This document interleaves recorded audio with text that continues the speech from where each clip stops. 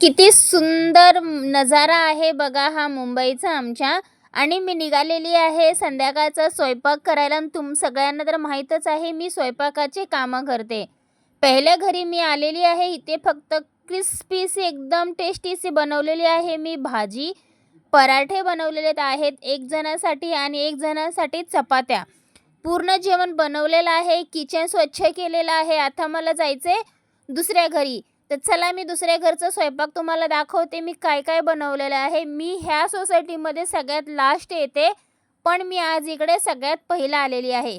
दुसऱ्या घरी मी बनवलेलं आहे भात फ्राय केलेला आहे. सकाळचा भात होता ह्यालाच फ्राईड राईस बनवलं. आणि हा बनवलेला आहे मकाईचा सॅलेड. एकदम टेस्टी बनवलेला आहे. आणि इकडला पण स्वयंपाक झाला आहे. किचन एकदम स्वच्छ केलेलं आहे. आता मला जायचं आहे लास्ट घरी. तर चला मी तुम्हाला दाखवते लास्ट घराचा स्वयंपाक.